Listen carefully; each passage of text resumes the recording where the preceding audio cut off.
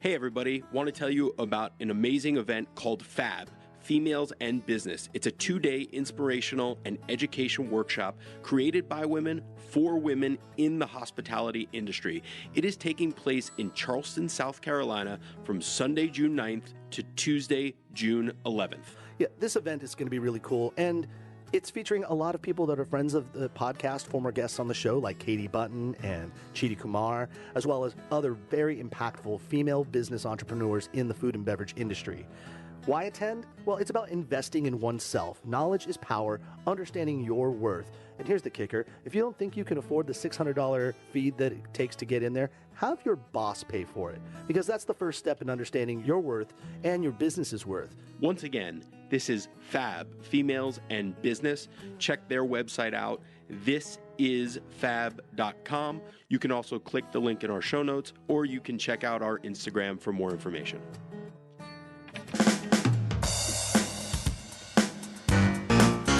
You are listening to the North Carolina Food and Beverage Podcast. Thank you for downloading and subscribing. Coming to you virtually live from high atop the historic Raleigh building in beautiful downtown Raleigh. Our featured spirit of the week, Copper Barrel Distillery, North Wilkesboro, the Moonshine Capital. Crafting a heritage moonshine remarkably smooth and full-flavored spirit that rivals even the most extraordinary whiskeys. Check them out online at copperbarrel.com and on social at Copper Barrel. Brought to you by Key City Spirits, brand ambassadors providing North Carolina distilleries with marketing, design, and social media services. KeyCitySpirits.com. And now, the misfits in the dish pit, the faces of the front. They are Max Trujillo and Matthew Weiss.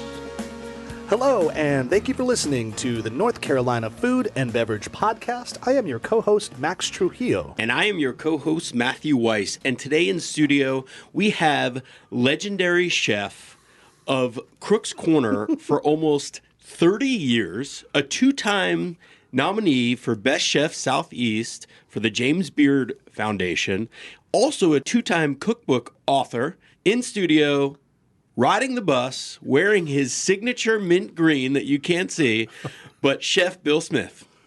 Hiya. Welcome, sir. Thank you. Yeah, Matt, you had to come up for air on that one. That was a big intro, but chef, as you should always be referred to, and if anybody that works in the business, don't call chefs their name, just call them chef. That's what they are. My staff calls me Chule. Chule, that's Chule, right. yeah, because of your skin I'm the color tone. of raw pork. Yeah, chule is what chuleta is pork. It's short for chuleta. Yeah, and then you have this pink rosy cheeks. That's fun. Yeah. Before we get into all about your legendary resume, I want to know something more personal. All right. What's such the big deal with you with PBR and tomatoes? Okay.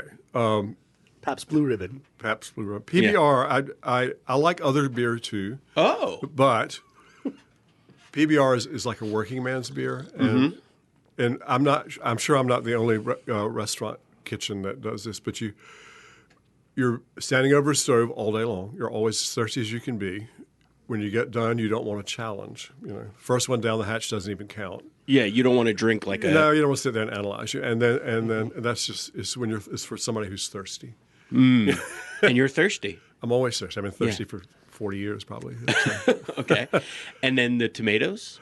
Tomatoes, I'm not so sure. You're talking about tomato sandwiches, perhaps? Well, I mean, I know, you did bring tomato sandwiches to actually where we set up this interview to the lovely Shannon Healy's I bring them everywhere birthday, in the season. I don't know. But you've been quoted before saying that, like, tomatoes, they're kind of your thing. Well, the tomato sandwiches certainly are, and I like. You should buy you should use the mayonnaise your grandmother used, and don't argue about it. And then you should buy the cheapest white bread you can find.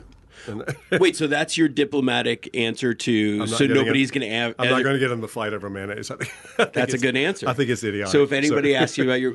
Wait, why is it idiotic? Because there's more important things in the world than that, I'm afraid. I mean, yes. I love that. So, yeah, you mean the argument of Hellman's over Dukes and all that? Yeah, in the end, it's mayo, right? Well, yeah, and we have, children in refugee camps. That's important. Mayonnaise isn't very important. That's very true. You hear that, everybody? Pipe down. Yeah. But being that we are a food show, but no, I like how you answered it. It's give you the one that your mother used because that's the one that you have nostalgia for. It's probably going to taste better to you anyway. That's what you want. Speaking of mayonnaise, I'm from the West Coast, and Hellman's doesn't exist out there, but Best Foods does, and it's the same exact branding. The can or the jar itself, the label is the same. Right. Which I don't know. I don't study a lot of mayonnaise lore, but I'm going to go out there and say I think it's the same company. The way Hardee's and Carl's Jr. are the same company. They just have one's West Coast, one's East Coast. Maybe one was first and the other was bought out by the other. But whatever it is, I grew up with Best Foods and never really liked it. Came to the South, got me some Dukes, and I got to say I'm a Dukes man. Not sponsored by this show. But could be. Okay. Yeah. You never know. Keep working it. It may show up. Yeah. Well, so let's jump in there because you mentioned children's and refugee camps and stuff like that. And Great segue. That's just me. Yeah. No, but you are an activist, and Max and I were talking before, and Max, you sent out this email this morning. So yeah, well, the folks over at Curate are good friends of ours, Steve Mangano, and we were just talking about helping to promote. We as the NC F&B love to be helpful as much as possible that we can what we can do. And so we were aware that now June, as we have just entered into June, is Raleigh Pride Month, obviously month-long citywide celebration. In looking through everything, we have businesses that have been working along, many businesses that we have interviewed, some that we haven't interviewed yet that we need to jump on. But we have Videri Chocolate, Social House, Ponysaurus, Fiction Kitchen, which is a great local place that's more vegetable first, vegan-friendly restaurant. Crook's Corner, represented by you, Chef. Tell us about your involvement. You are a guest speaker and why it's important to you to be involved with Pride Month. Well, actually, let's see, why is it? Well, I'm a gay man, for starts, but that helps, I guess. But doesn't need to be integral. It doesn't need to be, no. But I was flattered they asked me. I don't. I do some. I just do events for progressive causes, wherever they. I see it as all one fight. I don't think. I think immigration and gay rights and women's rights are all the same battle, And so whenever I can do something for anything like that, I try to do it. So although I would say being a gay man, I'm particularly sympathetic to that cause, but it's not my only cause. But anyway, I was happy when they asked me that I was able to do it. And, exactly. Yeah. And it's great to just, just the details, if anybody is interested, there is an event on the 9th, but the entire support is happening for the entire month of June. So check that out. Look for Raleigh Pride Month and see how you can help out and participate. Yeah. We're talking, I think, on that particular thing, the focus is gay people in the restaurant industry, and which, of course, applies to me in many ways. So it applies to a lot lot people in the restaurant industry. It does, in fact. It's one of the I've been thinking about this a lot because they told me I was going to be doing this. And it's not something I think about all the time, but I was sort of examining it. And restaurants were one of the places where gay men in particular were safe to work. It was almost like you expected, a swishy waiter or something when you went to a nice place. Yeah. And it was okay with everybody else there. It was like your hairdresser, so not to go on about stereotypes, but essentially that's what it was. And so there's a long history there, so I've just been giving it some thought. It is interesting in that, and we've all known that going up in the old food and beverage community, it's been fun, it's been a community, but it also hasn't gone without its challenges. And definitely as of late with toxic masculinity, #MeToo movements that have happened over the last few years, we've really seen how there's some really unhealthy practices that have happened throughout the years that we always just said, it's the restaurant industry. Yeah. That's how it happens. But I think now we look at it like, no, we don't have to be tolerant of injustice. Or anywhere for that matter. But, it was just reflective of society. It wasn't just restaurants. Right. Yeah. Well, I think restaurants were so unregulated for such a long time. It's sort of it is. It's sort of a circus. But I remember even just thinking, like, as a GM, there are a lot of loose lips. Just like say, oh yeah, it's a pretty loosey-goosey type of thing here. We all try to be professional, but it's the restaurant industry. I mean, not that I was going around and smacking anybody on the behind or anything. It's just you saw that happening all over the place. Yeah, sure. But, and it kind of was. But we can all improve. We can grow up. But maybe that there was become more aware. I wonder what the root of maybe having a strong gay community in the restaurants maybe it had something to do too with that most for a long time in the restaurant industry, especially front of the house, servers, bartenders, back of the house, busboys. They felt like they didn't belong to the regular community of like the business world. It's like always the joke that is certainly true. Yeah. You know, when I get a real job and kind of look at it like even though this is a job you get paid for and you make good money doing it, far greater money than most real jobs, quote unquote, and shorter hours. But the idea was just like it's not a real job. It's not really important the way IT management and recruiting is important. Yet eating every day is pretty damn important, and making someone feel good at that eatery, I would say, is really important. And so maybe it was almost like you apologetically had a position at a restaurant. And so maybe as someone that didn't feel comfortable being out, knowing who they were, kind of felt a kindred spirit with others that were in that area and say, okay, we feel protection here in this space. Yeah, I think so. Safety in numbers type of thing. Sure. Well, I think you definitely cultivated a community, a safe space for all at Crook's Corner because that was my intention, certainly. I mean, you legendarily, if I can use that word, have employees there that last for decades, which. As we seem to have talked about that a lot in this show, but we do talk to exceptional people in this show. So, it's much more the exception than the norm to stay at a restaurant for even 3 years or 4 years or 5 years, whether you're working front of the house or back of the house. But you have cultivated a culture there where people have worked for you for decades, literally. I have 3 or 4, four people that are going on 20, or will be almost 20 years. So can you give us some insights, some secrets into how you made that happen? I didn't know I was making it happen. I mean, you don't want people to leave if you can avoid it because it's all that training and experience gone. I don't know. I just try to show appreciation, treat everybody as, with respect, and it also I think it needs to be fun, frankly. So how do you make it fun? I don't know. I don't know how we do. We just maybe your lack of answer is part of it because you're not telling everybody what they should be doing. Well, no, I don't know. I just if things aren't fun, I don't do them anymore. But I don't know. It's not something I don't think about very much. I try to not. A restaurant can be a real hassle. A kitchen can be a real hassle. So I guess you look for ways to, when you see that coming, to ward it off. And you don't be a jerk. And you don't. There's I don't know. I guess I must be this kind of person, but I have other people who work for me who are. There's a way to be in charge, and there's a way not to be in charge, and that's really important. And some people are very good at it, and some people are horrible at it. Right. And the people that are horrible at it think that being in charge means looking for ways to push people around and find fault. And people who are good at it don't do that.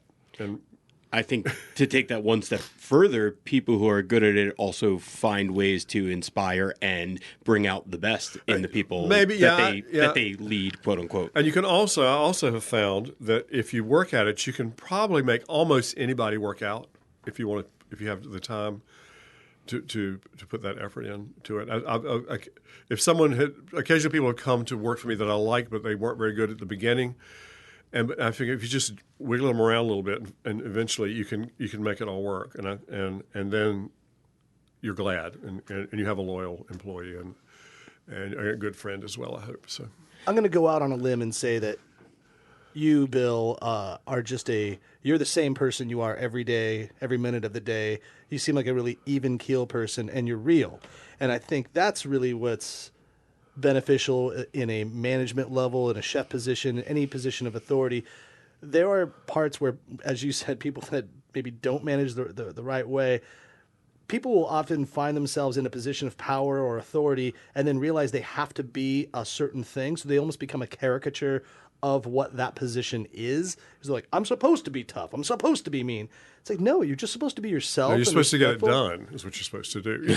Yeah, you just do the work. But if you're just react to whatever situations are in front of you the way your actual person would react to them, as opposed to how you think you should react to them, I think that's the big separation. And Yeah. there's a lot of like fake managers out of there that like live to be that manager. That's called pomp and circumstance. Right. And I don't see you having any of that. No, So- and I had worked beforehand. I'd worked in kitchens where there were tantrums and crap, and even if you have your tantrum, you still got to solve the problem. So skip that part, I like that philosophy. Well, let's take a quick break. We want to hear a word from our sponsors, but when we get back, we're going to talk about what is Crook's Corner. I mean, we didn't really even get into it so much. So when we come back from our break, let's get in and roll up some sleeves and figure out what it has been for the last 30 years you've been there, and even some before, as to what it is now. So we'll be right back.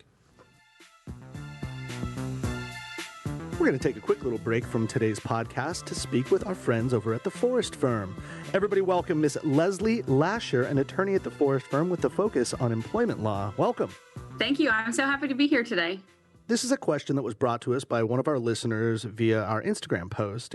What are the laws in regards to tip pooling, and such as like a back of the house employee? Are they allowed to be involved in tip pooling? Sure. Tip pooling is one of the biggest questions I get in the food and beverage industry, so it's a great question. It is a little bit different depending on your scenario, but the high level here is that you can tip pool.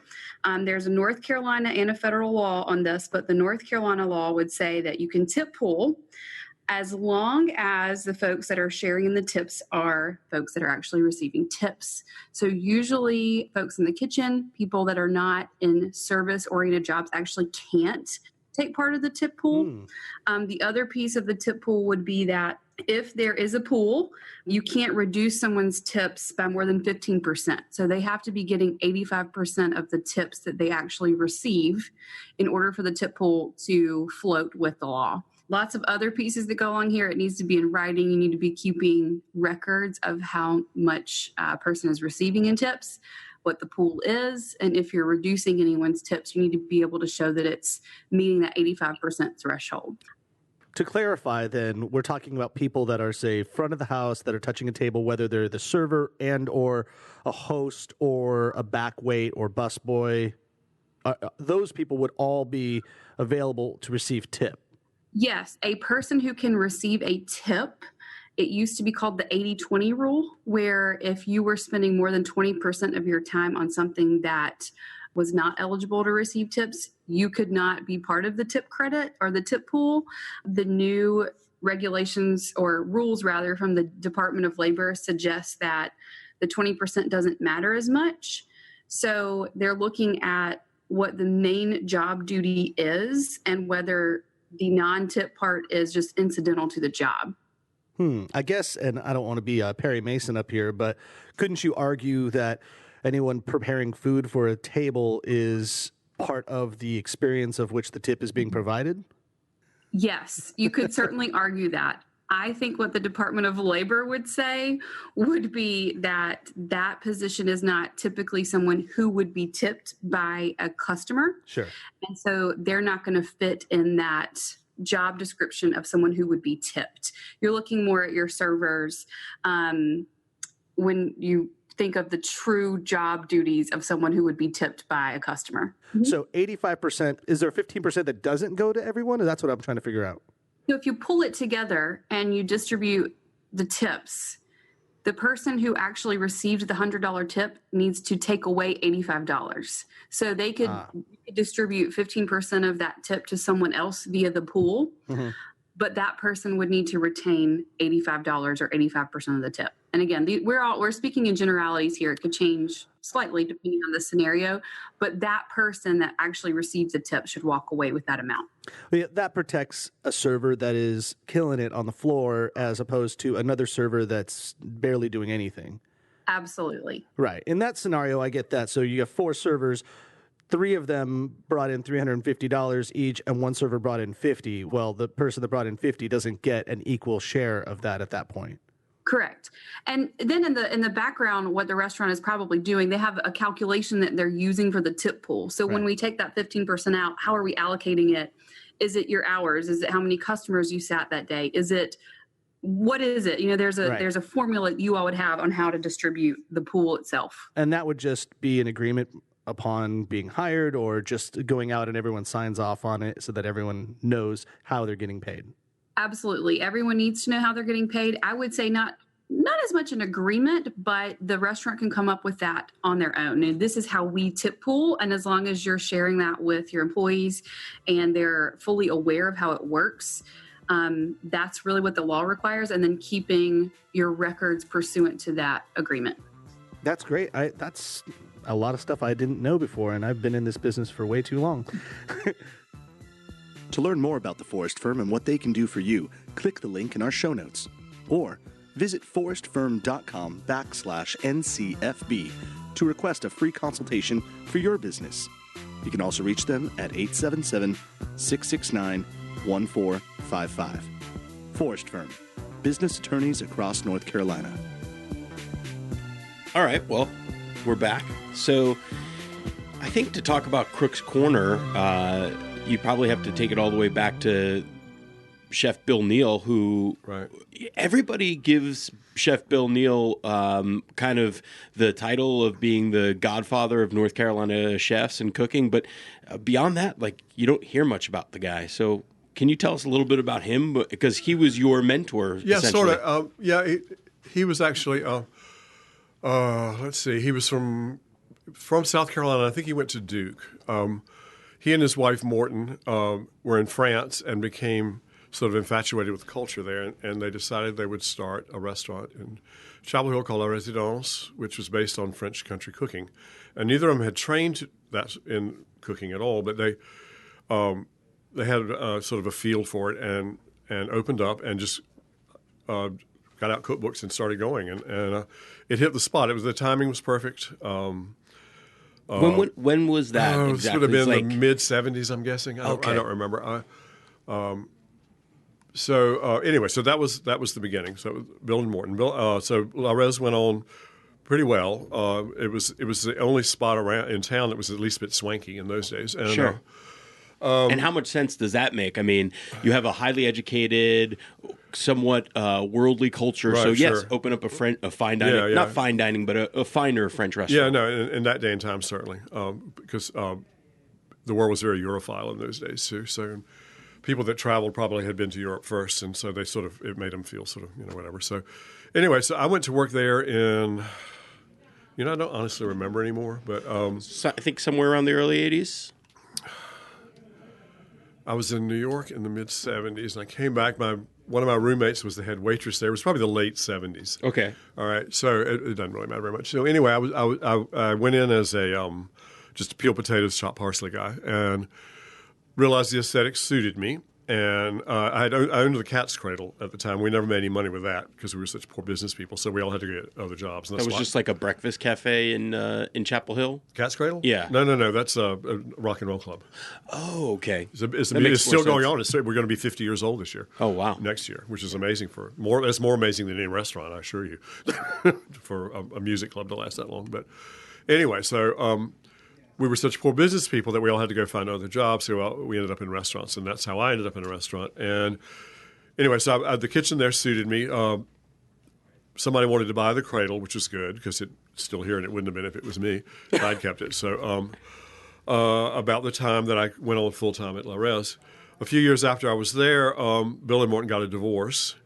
Bill went down the street and opened Crook's Corner. By that time, he had, and this is very wise of him, he had seen that, he realized that the cooking he grew up with in the South was just as nice and delicious and everything as the country cooking in France we were doing at La Résidence. So he decided to go with that. And it was really smart because he didn't treat it like the food of the Beverly Hillbillies. He treated it like delicious food of a strong culture that was worth celebrating and exploring. And so that hit just about right. Time-wise as well, that sort of point of view. People were beginning to think of American cuisine.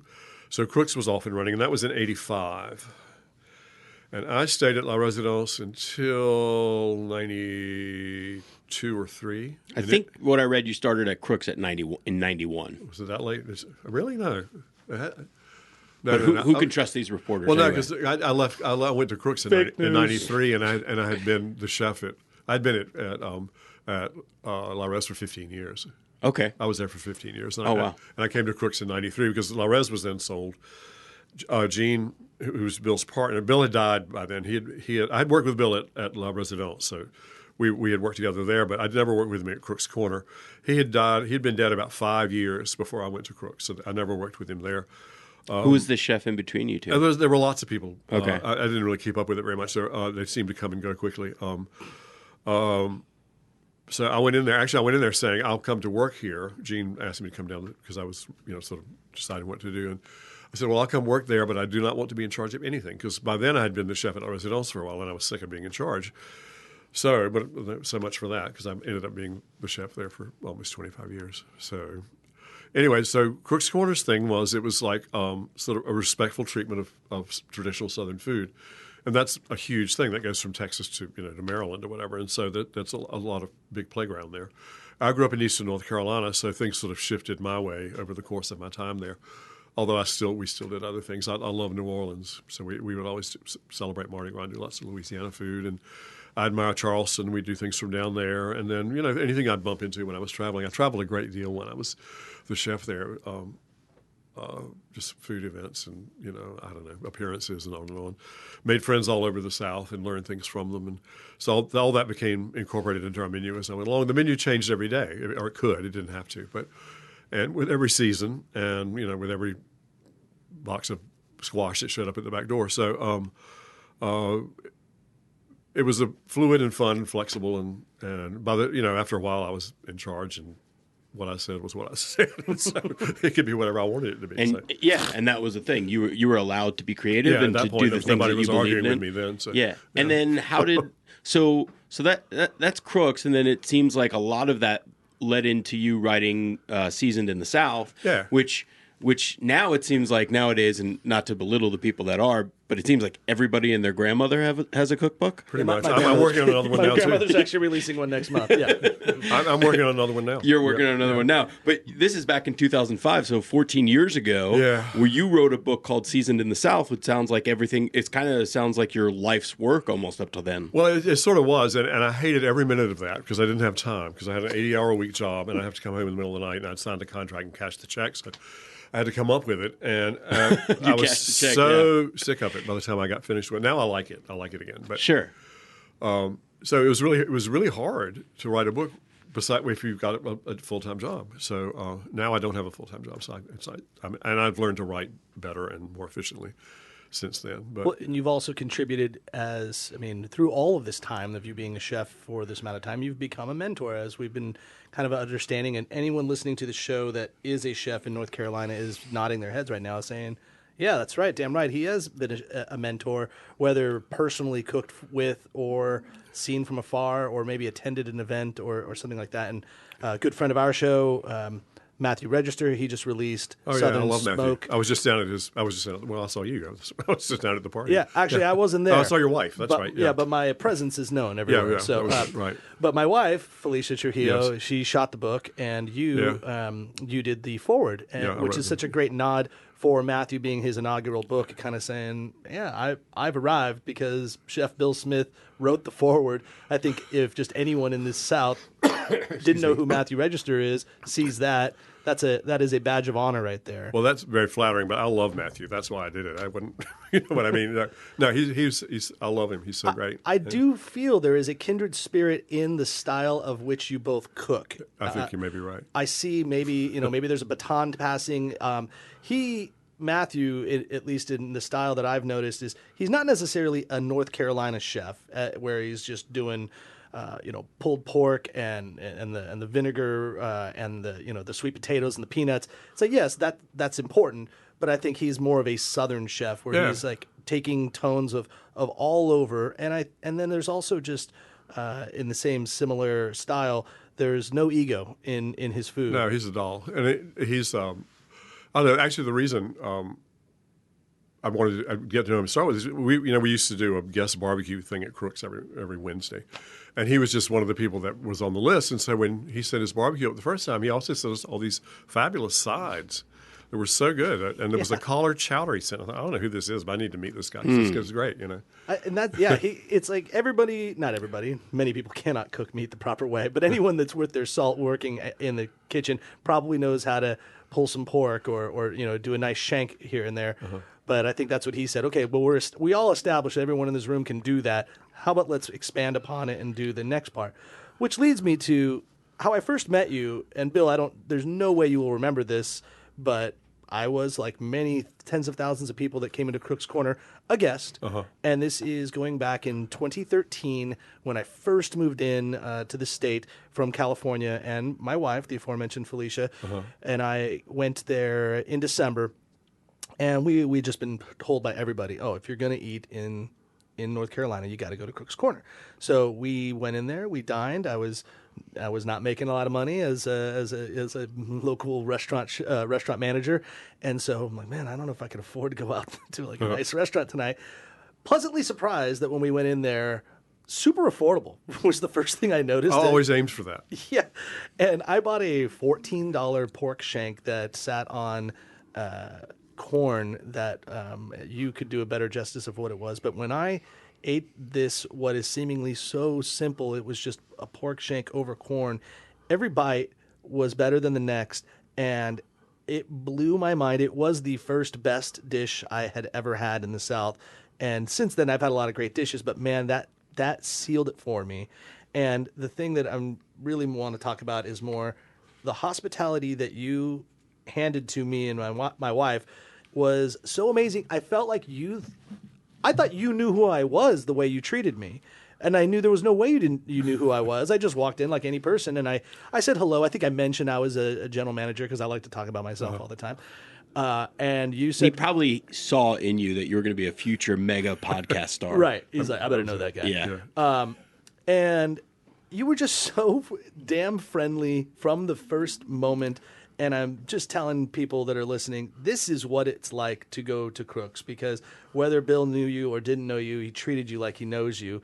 And that hospitality, of which I'm training a team right now of a new restaurant that's coming out. And I said, I cannot implore the idea of hospitality more than that if you make someone feel like they're your guest and they have no worries and that they should be there all day long, they will always come back and they will have such fond memories of you.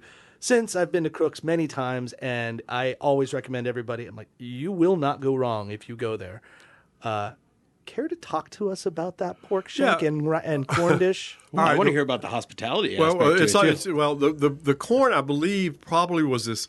I was in Jackson, Mississippi, and I went to a place called Bully's, which is like one of the best places I've ever been to in my whole life. Bully's. It's out in the edge of town.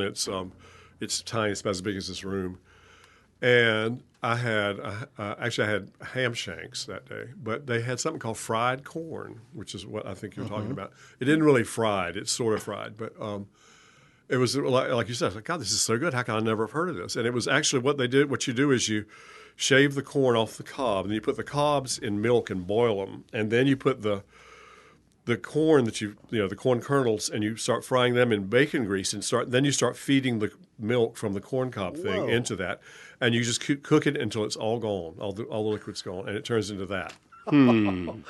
Thank you for that secret. I'm doing that tonight. Yeah, I think everybody that just heard that is going to hit the 15-second rewind. It's astoundingly delicious. It takes a long time, but it's not hard. But but initially, do you take did you cook the corn at all before? Raw. So just raw corn. You cut all the kernels off. You take the cob. You throw it in boiling milk, and just let that. And you don't season the milk at all.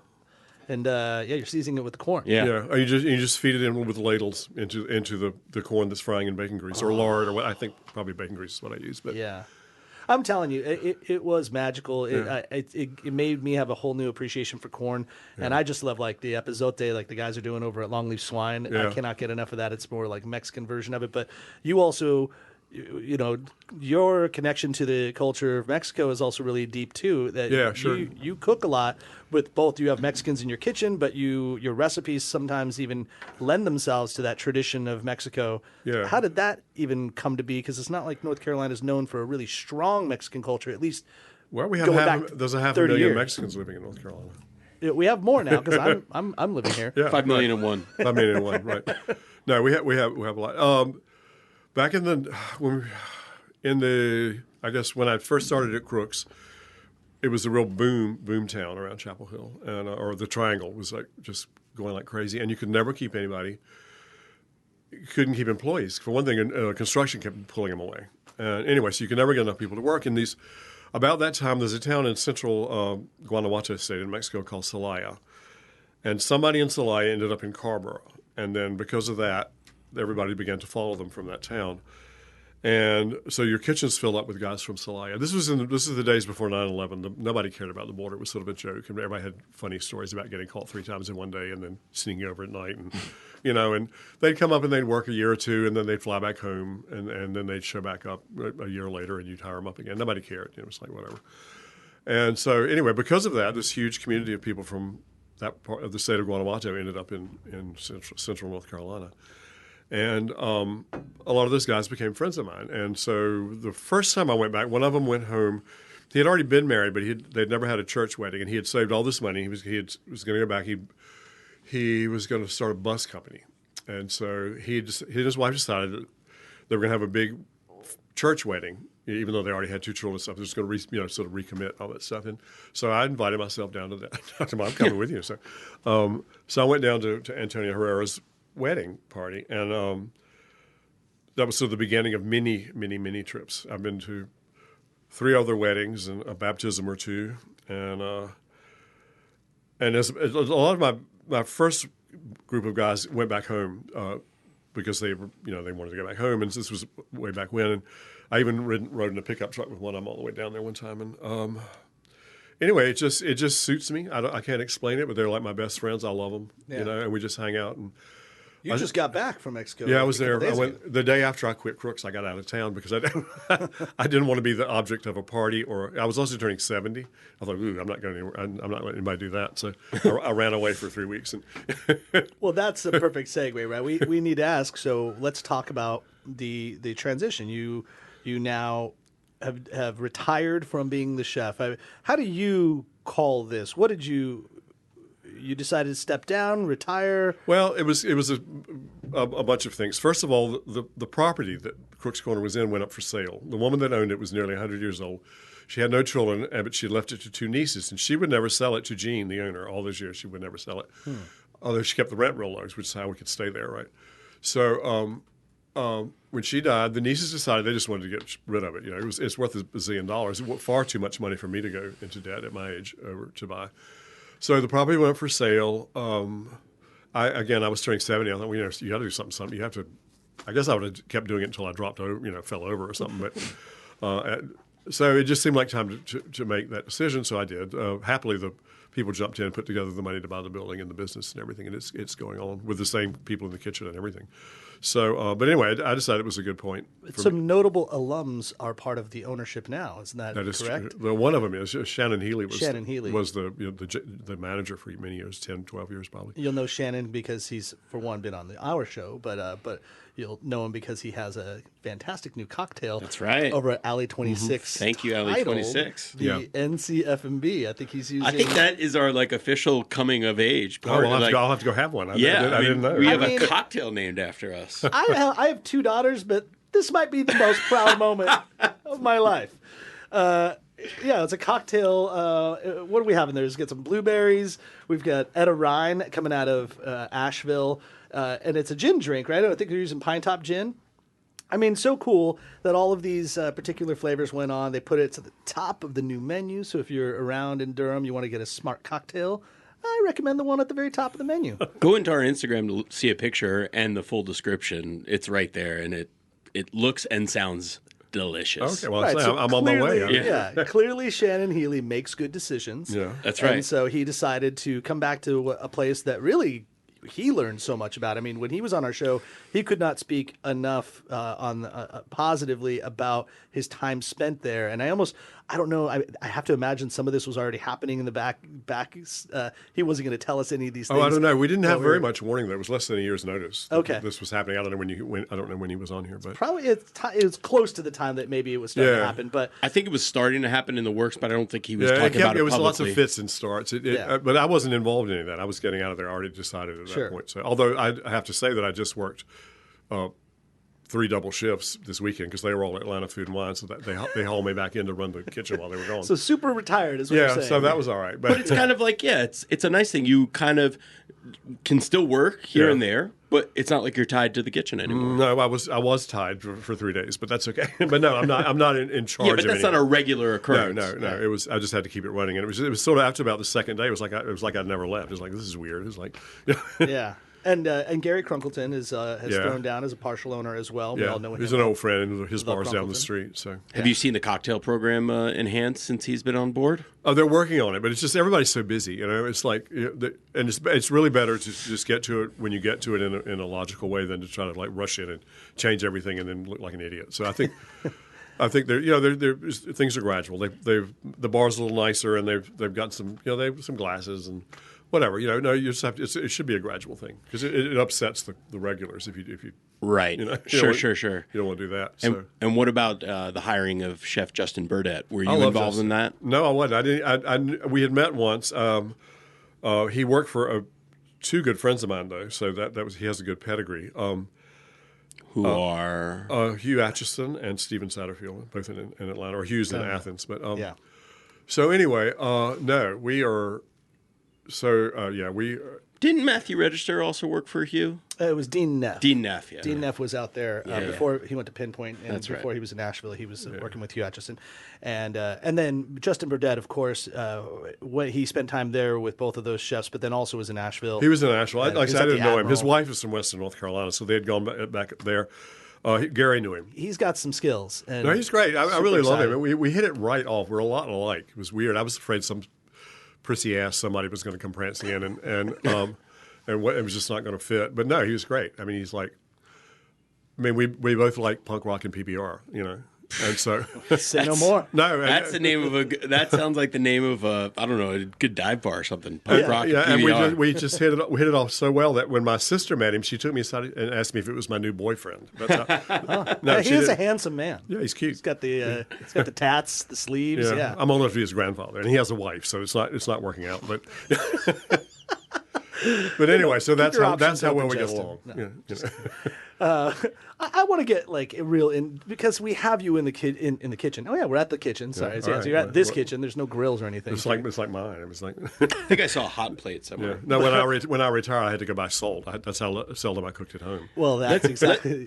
Let's pause for 1 second while we talk about, as we talked about the cocktail program and how the wine program, and talk about the Triangle Wine Company and how you can get great wine there. That's right. Yeah, visit trianglewinecompany.com or trianglewineco.com for all of your wine, beer, mixers. You can even buy a bag of chips there. Why not? Or just walk into one of their 4 locations: Southern Pines, Morrisville, Cary, and Holly Springs. Sit down, pour a pint, chat with your local neighbors in the area. You can get a glass of wine, beer, whatever you like. And don't forget to use the NCFB promo code when checking out online for a nice little discount. Make sure you let them know that we sent you so that they keep paying our bills. It's one hand feeds the other. But go to trianglewineco.com and we'll see you there soon. So we have a chef, not just a chef. We have Chef Bill Smith here, who you've been such an open book right now. I want to ask a question that I love asking a chef: how they build their pantry, how they build their kitchen. What, for you, if you had to go walk in and just kind of build up your restaurant again or build up your kitchen one more time, what are some of the mainstays that you must have in that kitchen to be a Chef Bill Smith kitchen? You mean ingredients or equipment? Ingredients, equipment, anything like that comes to mind. Like If you were building a bare bones restaurant, a restaurant called Essentials, what would you have? Right. Well, you need decent refrigeration is the first thing, particularly in this climate. right. A With stove. the new food codes, right? Yeah, Going down even they colder. started in January. Yeah. You need a stove that works. I had none of these things in my old shop, by the way. So and a fryer that does, that keeps the temperature the same all the time. Well, I didn't have that either. We were in an old filling station, so it was really everything was held together with duct tape and clothespins or whatever. So, and that's where Justin is now. So he's It's his problem now. yeah. I don't know. I'm a very elemental cook. I don't do anything fancy at all if I can help it. A lot of people think that's lazy, but I just think it's sort of. If you need to be fancy, it'll occur to you when you're doing it, but you don't set out to cook like that. You know what I mean? So, eggs, butter, milk, flour, sugar. All the basic stuff. Yeah. Is there one ingredient or two ingredients like that you've had from local farmers market that you're just like, oh, every time this year these come out, I have to have them? Well, there are, yeah, sort of. One was an accidental. Brackenbrae Farms over in Orange County. Linda, who's the owner, came in years ago, and she said, I made a mistake. I thought I was planting jalapenos, and I have all these shishito peppers. I don't know what to do with them. And I had been in Japan, and I love them. And in Japan they fry them and put them on the bar like snacks. So anyway, so we had been doing this scallops and hominy dish forever. So I thought, well, okay, I'll buy some. I'll get her, help her out. So we started throwing the shishitos into that. It's just a stir fry essentially at the last second, and it just like boom. So we it's always done that way now. Nice. Is it true that with shishito peppers, because that's what I love, I think at a lot of good restaurants, that's how they serve them, just as like a side dish, and you just kind of eat them as a snack. Yeah. It's 1 out of 10 is supposed to be more or less. I've heard 1 in 7, but 1 in 7. But it's not like you fall over backwards hot. Yeah, either. it's like no, it's gives you a little kick. Yeah.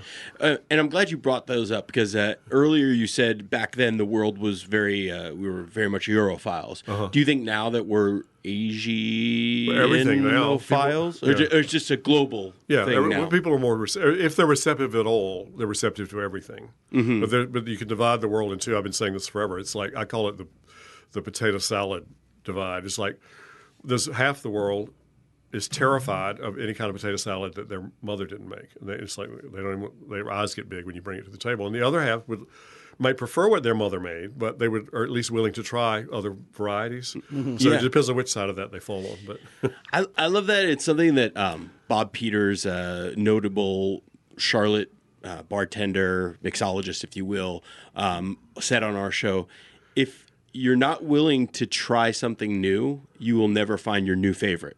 Oh, no. And some people are just like petrified of something as simple as slaw or potato salad or something. God knows it.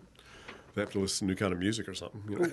But that's fair to understand then that you can't condemn those that don't want to try new because they know what they like and they don't need the new. They don't want to reinvent. So that's why fundamentals are great. That's why you should always have the thing that you know people will like to eat. Yeah, and but then you can riff if you need to. It's really sad if someone's not curious. To me, Sure, it's sort of a handicap. Well, I think I face that in the wine business all the time, and it's. But if you don't like it, just don't eat anymore. Or spit it out, or send it back. Or whatever. Yeah, but it's even like I often do in my day job in-store tastings of wine. There's no obligation. Right. All you're doing is tasting a sip of wine. Yeah. It's 100% free. You don't have to feel guilty if you don't buy a bottle, right? It's there for tasting, and they're still like, oh no, I don't like that. Well, just try. No, I know all about that. I say I feel sorry for people like that.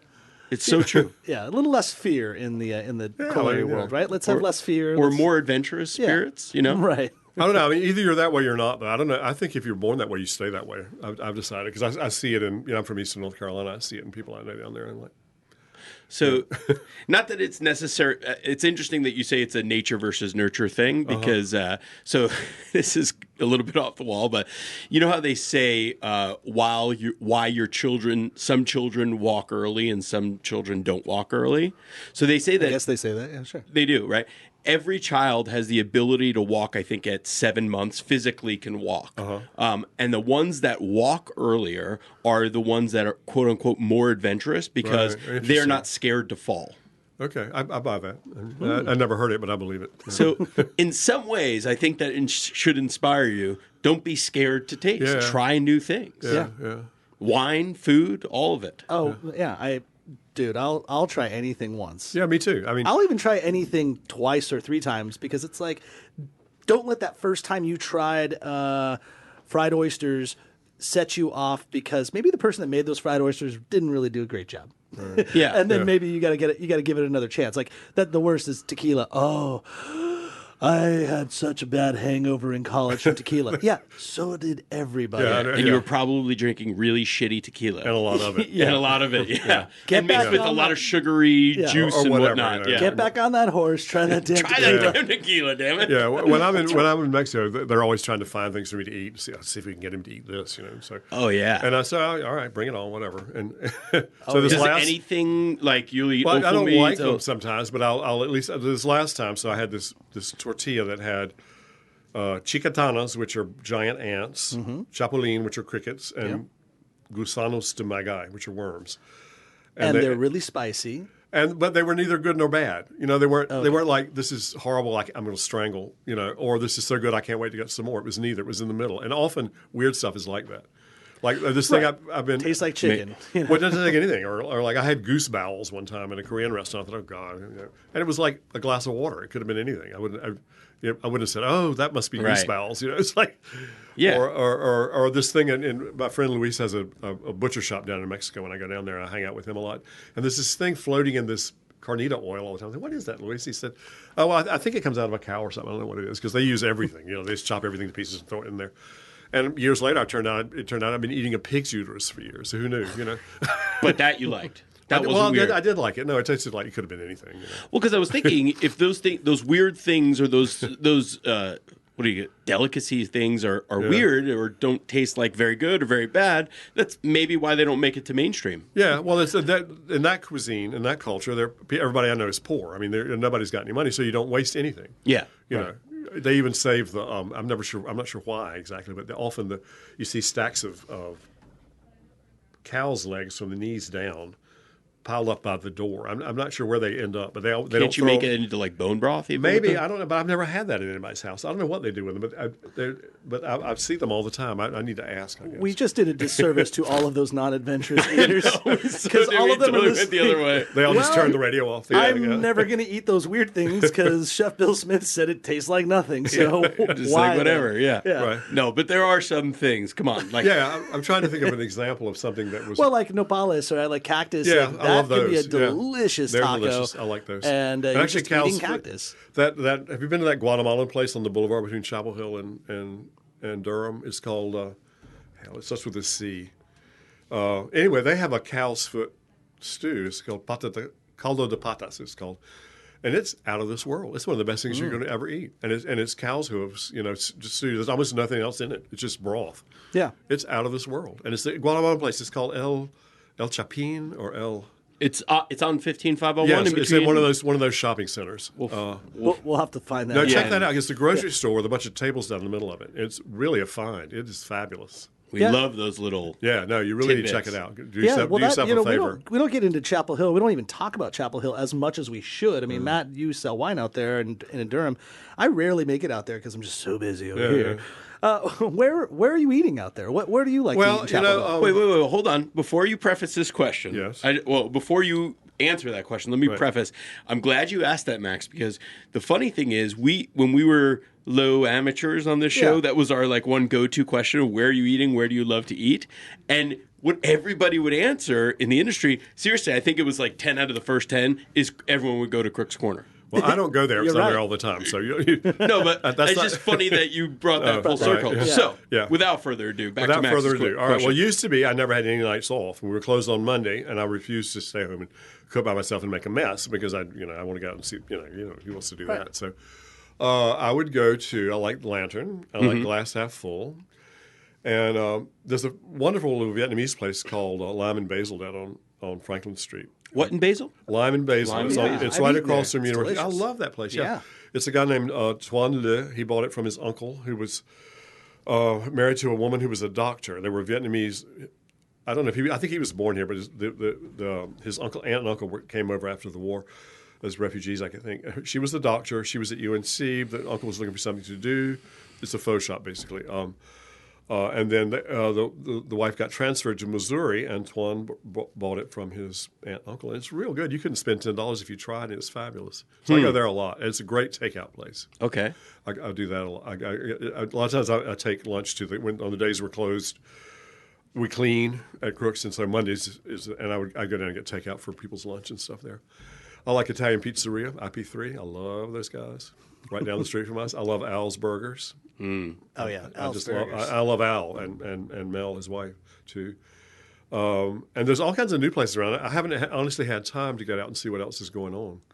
Well, what is your schedule like now as a semi-retired when you're not going 3 full triple shifts? Yeah, that was unusual. Usually they'll call me up sometime and say somebody's sick or we're behind. Could you come make cornbread or something? But usually I'm not down there very much. I run in and drink beer with Justin after work sometimes. But What do I do? Well, I'm working on a new cookbook. I'm also working on a memoir. I'm doing two things at once, and so, but I can only do that a couple hours a day. So you can tell when you should, when you should stop. You just know. So I do that, and then I've been doing a lot of events. I was in Alabama doing a fairly long thing. It's a complicated story, but I'll try to be brief. Because I own the Cat's Cradle, I had like 100 million rock and roll T-shirts, which I gave to the Southern Folklife Collection at WUNC. I mean, at UNC, the university. And word of that got out, and a woman that has a woman named Natalie Channon, and she has a design firm called Alabama Channon in Florence, Alabama, in what was once the largest T-shirt factory in the United States. And she heard about that. I sort of knew her anyway, but she has a symposium, and she's sort of working on ethical labor practices and the history of textiles in the South. So I gave a lecture, or I gave a talk, and cooked a dinner for that. I'm doing a fundraiser for the Core Sound Wildlife Museum in August because they got wrecked by the hurricane. So I'm doing this thing here next week for Pride. I do lots of charity events. I'm doing human rights campaign thing in Washington in I think that's in October. I'm doing there's a food festival in Asheville in September. I go to Southern Foodways Alliance in October. Always the symposium there. That's a big part of what I do. That's how I've met half my friends. My colleagues are actually. I was going to say, you seem very involved with Southern Foodways Yeah, Alliance. I was on the board for a long time. How does that feel? I mean, obviously, when you started off, cooking, I think your intent was probably like, I'm here to cook. I just want to make some food. Yeah, wrong. Yeah. But we, but clearly the position of chef has so many other facets and possibilities. And I think we as a community look to our chefs as leaders. And so how does that feel for you, having almost like at this point transitioning more into more of like a public or social aware person? I mean, that's almost like a new job in itself. How do you feel about that? Well, I've been doing it all along. I've been, excuse me. We've always done that. But I had an 80-hour-a-week job, and I did all that stuff. Now I'm only doing that. But no, I've always done. We all have. I always say the chefs are first responders. You Totally. You got something you need done. Call Ashley. She's the queen. But sure, yeah. Ashley right now is like, don't call me. I'm busy. no, she's too busy now. But no, Planned Parenthood. ACLU, hurricane relief, anything like that. You can always. That's who you call. That's it, because they'll always come forward. So can you help this reverse this abortion epidemic that's going on? If I can. Or the epidemic I'm talking about is people getting involved in big government and trying to tell us what to do with our lives and our bodies. You don't want to get me started on that. It's another 5 hours. No, you don't. I like that we should mention that at times because there's stupid atrocities that happen in this country. I mean, I don't care if people think that they're political and you're turning this off because that offends you, because I don't want you as a listener. I'll just be so bold as to say that. Well, see, that's always been my deal, too.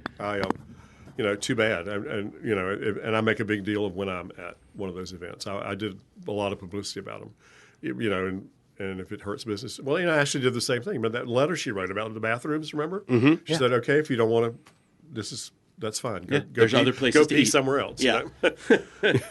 Yeah. So I feel the same way. The older I get, the less I care about what people think about what I say. So. And that's important. Just live the life that you want to live. Yeah, and, don't worry about everybody else. Don't get in my face about some things. I love it. So before we get out of here, we have a little gift for you from our friends at Bestow Baked Goods. Oh my goodness! And they oh my God! Look at this little beautiful cake that is here with the Crook's Corner Cafe and Bar logo with a beautiful little pink. It looks exactly like the sun. This is sweet potato cake. Yeah. So our friends. I can't get over that. That was a lot of trouble to do that. They're awesome. Well, Heather Sutton, who is the baker, no challenge is too great, right, Heather? You'll just do whatever anyone asks you to do, no matter what. No, well. She's probably nodding her head, kind of. But yeah. No, she and her husband, Kyle, are fantastic folks, but also she is an amazing baker with such creativity just oozing out. They are currently in Fuquay-Varina, but they are swiftly moving to a new brick and mortar that coincidentally butts up against our other sponsor, Triangle Wine Company, in Holly Springs, Matt's neck of the woods. So go to bestowbakedgoods.com. Check them out on social media. You'll see some posts coming out of our social media feed as well. But really, salt of the earth, amazing people that are making really good food. So check them out.